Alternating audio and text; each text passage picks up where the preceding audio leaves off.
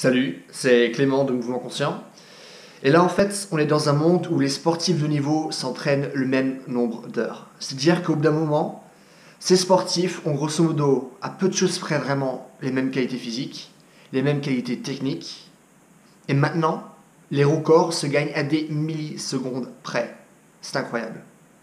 Et donc, ce qui se passe, c'est que maintenant, dans la préparation physique, ce qu'on essaie de faire, c'est qu'on essaye d'optimiser les choses. Du meilleur matos, des meilleurs entraîneurs, de meilleures façons de travailler, etc., etc. Mais finalement, dans un monde où on essaie vraiment de tout optimiser, où des records se gagnent à des millisecondes près, où les sportifs de haut niveau ont à peu de choses près les mêmes qualités physiques et la même motivation, qu'est-ce qui va faire finalement la différence entre la personne finalement qui va gagner et la personne qui va perdre?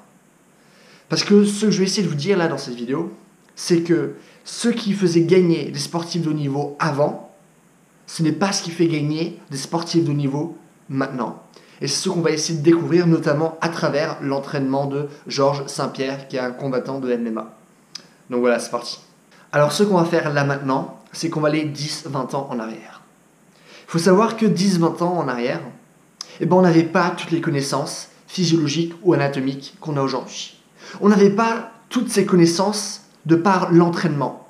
C'est-à-dire que maintenant, il y a tous ces entraîneurs qui ont entraîné pendant tellement d'années, et ces entraîneurs ont donné toutes leurs connaissances à d'autres entraîneurs, et ces entraîneurs l'ont encore donné à d'autres entraîneurs, ce qui fait que maintenant, on sait énormément de choses. De par les entraîneurs, de par toutes les expériences, de par les études, on sait comment le corps fonctionne d'une certaine manière.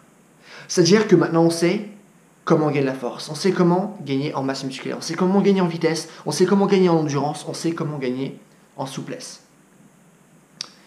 Donc, on sait ce qui fonctionne. Et vu qu'on sait ce qui fonctionne, tout le monde fait ce qui fonctionne. Et donc avant, les records étaient beaucoup plus espacés entre eux. Pourquoi ? Parce que justement, on avait toute cette marge technique, toute cette marge de connaissance, cette marge physiologique, et aussi de par la nutrition, de par toutes ces choses.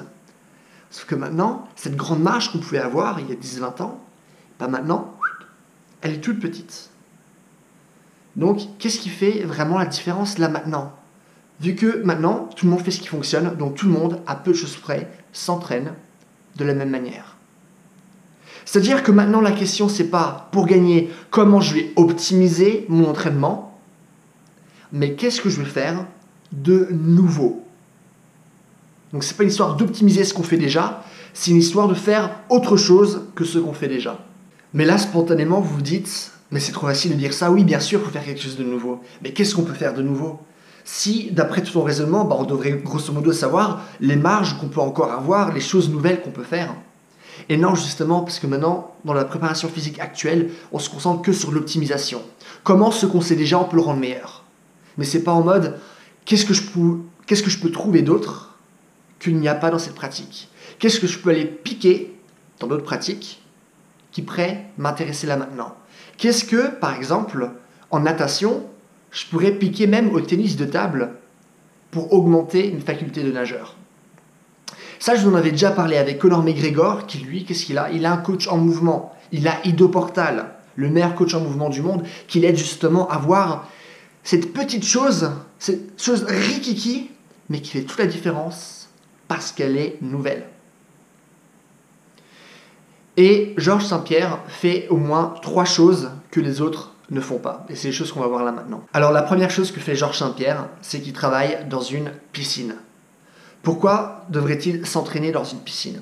Parce qu'en s'entraînant dans l'eau, il aura moins de traumatisme. Et donc s'il a moins de traumatisme, ça lui permet de travailler plus. Vous comprenez ? Il faut savoir qu'un sportif de haut niveau va travailler au moins 25 heures par semaine. En fonction des sports, bien sûr, ça va être différent. Mais est-ce que vous croyez qu'il se dit, oui, 25 heures, ça suffit, non, après 25 heures, je préfère jouer un peu aux jeux vidéo, etc.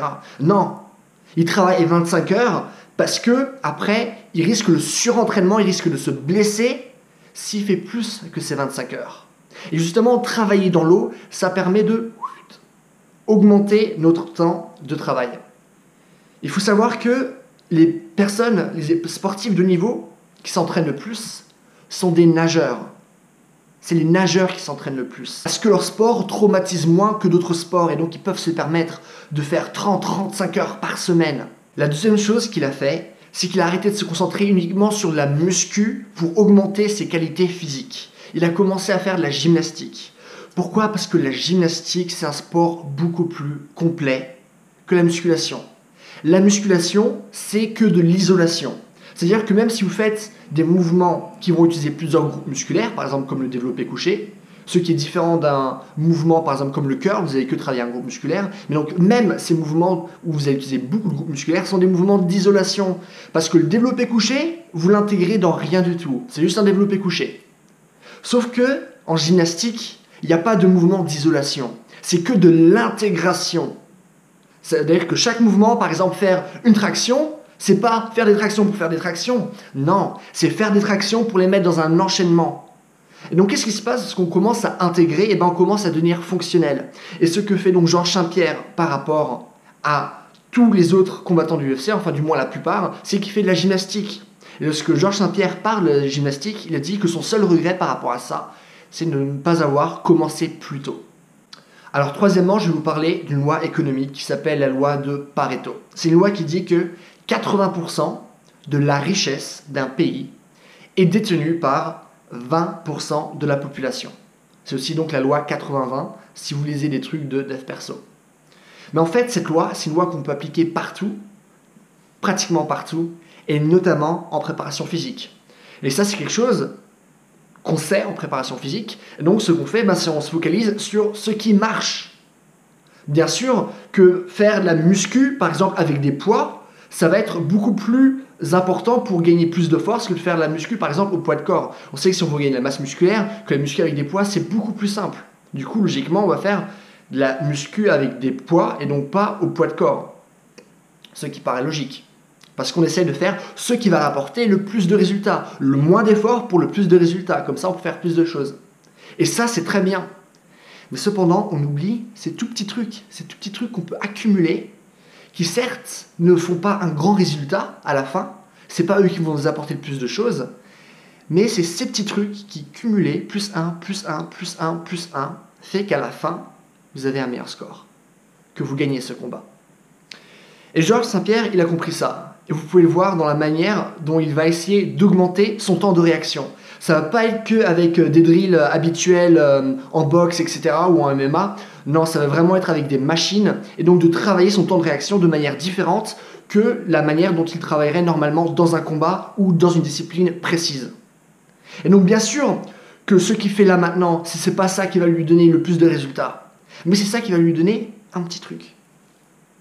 Et donc pour conclure, ce que je suis en train de vous dire, c'est que maintenant, ce qui fait la différence, c'est pas la manière dont vous optimisez votre entraînement, c'est les petits trucs que vous savez en plus, que vous faites en plus. Donc voilà pour cette vidéo. Si vous avez des questions, des choses que vous ne comprenez pas, posez-moi tout dans les commentaires, je réponds à tout. Si vous avez aimé la vidéo, n'hésitez surtout pas à me mettre un j'aime et à vous abonner si vous voulez voir d'autres vidéos du genre. Vu que dans ma chaîne, en fait, je parle de mouvement. Donc si le mouvement c'est votre truc, n'hésitez pas à vous abonner. Si vous voulez du contenu supplémentaire, n'hésitez pas à aller sur ma page Facebook. Et si vous voulez du coaching, n'hésitez pas à aller sur mon site. Et donc voilà, en attendant, passez une bonne journée. Bye.